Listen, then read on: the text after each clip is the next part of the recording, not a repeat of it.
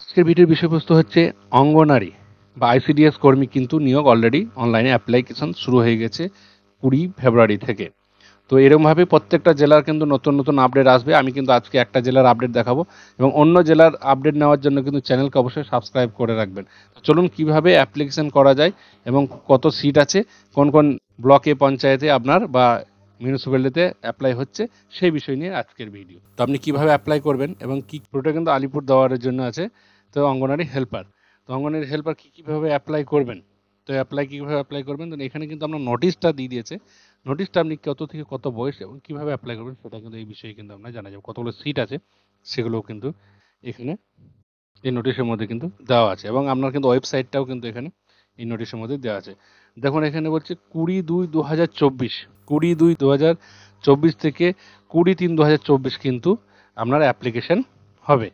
তো অ্যাপ্লিকেশন হবে, বয়সটা কত থাকবে আপনাদের, বয়সটা থাকবে 18 থেকে 35, 1/1/2024 অনুযায়ী 18 থেকে 35 হতে হবে। ভ্যাকেন্সি কি আছে দেখুন, কুমার গ্রাম দুটো, আপনার টোটাল ভ্যাকেন্সি দুটো আছে, একটা জেনারেল, একটা কিন্তু আছে আদার্স মানে ওবিসি বি, এবং এনকেএস একটা আছে এবং ওবিসি বি একটা আছে, দুটো। তাহলে এবং ভলকা টুথ আছে একটা। এরভাবে কিন্তু আপনার এলাকার কিন্তু অ্যাপ্লিকেশন করতে করতেও কিন্তু আপনি এটা বুঝতে পারবেন যে কোন এলাকার আপনার সেখানে কী কী ভ্যাকেন্সি আছে কিন্তু সেখানে শো করবে। তো অ্যাপ্লিকেশন কীভাবে করবেন সে নিয়ে কিন্তু দেখাচ্ছি অঙ্গনওয়াড়ি হেল্পার। তো আমি এখানে চলে যাচ্ছি, আমি লিঙ্কটা এখানে ক্লোজ করে দিচ্ছি। ক্লোজ করার পর দেখতে পাচ্ছেন অ্যাপ্লাই অনলাইন, আমি লিঙ্ক কিন্তু ডেসক্রিপশন বক্সে দিয়ে দেবো। তো অ্যাপ্লাই অনলাইন এই অপশনে কিন্তু আপনাকে ক্লিক করতে হবে। আমি ডেমো স্বরূপ শুধু দেখাচ্ছি আপনাদের কীভাবে অ্যাপ্লাই করবেন। তো এখানে জাস্ট দেখতে পাচ্ছেন অঙ্গনওয়াড়ি কিন্তু হেল্পার, আর কিছু কিন্তু পোস্ট নেই আপাতত, হেল্পার।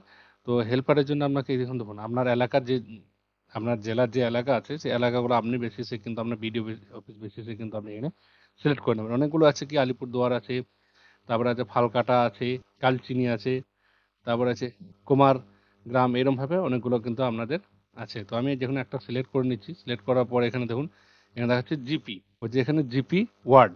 এবার এখানে জিপি ওয়ার্ড কি জন্য দেখাচ্ছে, এখানে এখানে আরবান, আরবান বলে কিন্তু আপনাদেরকে ওয়ার্ড শো করবে, এবং যদি এটা গ্রাম পঞ্চায়েত হয় তাহলে কিন্তু আপনাদেরকে এখানে আপনার পঞ্চায়েতের নাম কিন্তু শো করবে, এবং আপনি সেই পঞ্চায়েত অনুযায়ী কিন্তু আপনি এখানে ক্লিক করবেন। ক্লিক করার সঙ্গে সঙ্গে আপনি দেখে নেবেন যে আপনার পঞ্চায়েতে কতগুলো পোস্ট আছে।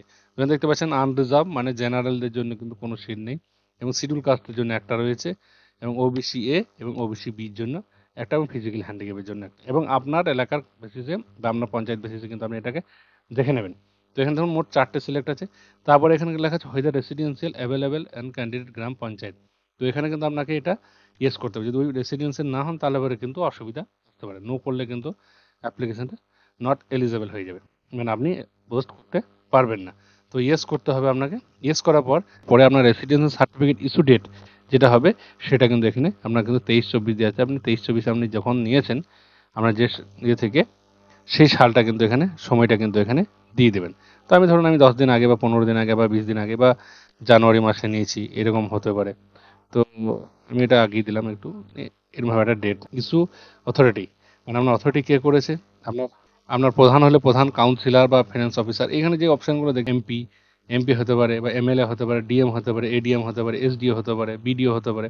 আপনাকে যে অফিসার আপনার এখানে যে দিয়েছে প্রধান হতে পারে, মানে যেটা হবে সেটা কিন্তু এখানে সিলেক্ট করে প্রসিড এই অপশানে কিন্তু আপনাকে ক্লিক করতে হবে। তো এই প্রসিড অপশানে ক্লিক করার পরে কিন্তু দেখেন স্টেপ 2 এবং স্টেপ 3 এরমভাবে কিন্তু অনেকগুলো পেজ কিন্তু এখানে খুলে যাবে। তো অ্যাপ্লিকেশন নেম, এখানে আপনার নাম যেটা আছে সেই নামটা দিতে হবে আপনাকে, এই নামটা কিন্তু আপনাকে দিতে হবে। তো আমি ডেমো স্বরূপ এটা নাম কিছু দিয়ে দিচ্ছি। বেশ, এখানে আপনার মোবাইল নাম্বার দিয়ে দেবেন। মোবাইল নাম্বার দেওয়ার পর আপনার ফাদার নেম দেবেন। তারপরে আপনার গার্জেন, যদি আপনার হাজব্যান্ড থাকে তাহলে হাজব্যান্ড নেম দেবেন, যদি হাজব্যান্ড না থাকে তাহলে বাবার নামটাই এখানে কিন্তু বসিয়ে দিতে হবে আপনাকে, এবং এখানে আপনার রিলেশনশিপ যেটা আছে সেটা কিন্তু এখানে বসাতে হবে। যদি আপনার হাজব্যান্ড থাকে তাহলে এখানে হাজব্যান্ড লিখবেন। তারপর এখানে ম্যারিড না আনম্যারিড সেটা কিন্তু এখানে আপনাকে সিলেক্ট করতে হবে। অবশ্যই আনম্যারিড, আমি যেহেতু 18 বছরের উপরে আপনি, এবং হাজব্যান্ড নেম থাকলে কিন্তু এখানে হাজব্যান্ড নেমটা আপনাকে দিতে হবে। যেহেতু হাজব্যান্ড নেম নেই তাই আমি এখানে ইয়ে করছি না, এখানে ফিমেল হবে। তারপরে এখানে আপনার যে ডেট অফ বার্থ আছে সেই ডেট অফ বার্থটা কিন্তু এখানে বসাতে হবে। তো আমি মোটামুটি একটা নিয়ে নিয়েছি, তো আমি এখানে 2000 সালই করে দিলাম। Date of birth. তারপরে কি করতে হবে, আপনার অ্যাড্রেস প্রুফ আছে, অ্যাড্রেস প্রুফ যেটা আছে সেটা কিন্তু আপনাকে দিতে হবে। তো আপনি এখানে ভিলেজ, আপনার গ্রাম বা শহর যেটাই হবে সব কিছু দেবেন এখানে। হুম, ভিলেজ, পোস্ট, তারপরে আপনার ডিস্ট্রিক্ট দেবেন। ডিস্ট্রিক্ট সিলেক্ট করার পর এখানে ওয়ার্ড, যদি আপনার ওয়ার্ড থাকে ওয়ার্ড বা ভিলেজ থাকে ভিলেজ। ডিস্ট্রিক্ট কিন্তু এখানে সিলেক্ট করে নিতে হবে। এখানে বহু ডিস্ট্রিক্ট দিয়েছে, আপনি অন্য জেলা থেকেও কিন্তু অ্যাপ্লিকেশন করতে পারেন, কিন্তু আমার মনে হয় যেটা যে নিজস্ব মানে ডিস্ট্রিক্ট থেকে অ্যাপ্লাই করাটাই বেটার, কিন্তু এগুলো এই হয়। তো আলিপুরদুয়ার আমি যখন এখানে ডেমো হিসাবে পশ্চিম মেদিনীপুর দেখাচ্ছি, কিন্তু এখানে দিয়ে দিচ্ছে ঘাটাল টাটাল যেগুলো আছে সেগুলো সব দিয়ে দিচ্ছে। তো আমি এখানে আলিপুরদুয়ারে দেখাচ্ছি, তাই আলিপুরদুয়ারে কিন্তু এখানে দিলাম। তারপরে এসডিও অফিস আলিপুরদুয়ার, তারপরে ব্লক বা যদি আপনার মিউনিসিপ্যালিটি হয় সেটা আপনি এখানে সিলেক্ট করে নেবেন। তারপরে যে ব্লক আছে সেই ব্লকটা আপনি এখানে সিলেক্ট করে নিলেন। তারপরে আপনার পুলিশ স্টেশনও এখানে কিন্তু বসিয়ে দেবেন।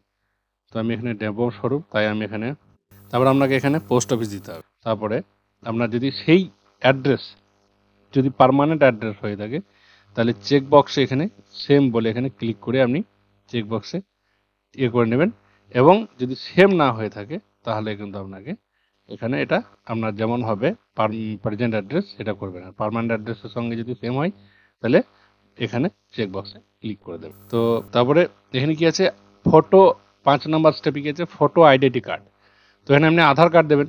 এবার আধার কার্ড দিতে পারেন বা ভোটার কার্ড দিতে পারেন, প্যান কার্ড দিতে পারেন, বা আদার্স কোনো ডকুমেন্টস থাকলেও সেটা আপনি দিতে পারেন।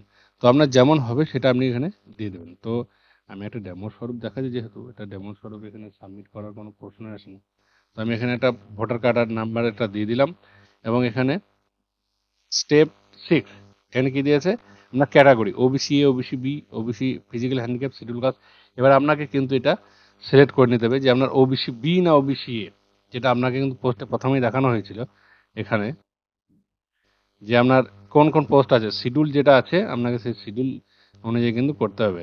এসটি, এসসি, ওবিসি যেটা আছে, এখানে ওবিসি এ, ওবিসি বি এবং ফিজিক্যাল হ্যান্ডিক্যাপ এর সিট আছে। তো আমি এখানে সিলেক্ট করেছি কি, দেখুন আমি 6 নম্বর স্টেপে ওবিসি বি। এবার এখানে কিন্তু আপনাকে সেই জায়গার নাম দিয়ে, আলিপুরদুয়ারেই দেখাচ্ছি যেহেতু আলিপুরদুয়ারে দেখাই, তো এখানে কিন্তু আপনার কাস্ট সার্টিফিকেট নাম্বার, আমি ডেমো স্বরূপ এটা কিন্তু কাস্ট সার্টিফিকেট নাম্বার দিচ্ছি, কোনো নাম্বার নয় কিন্তু এটা।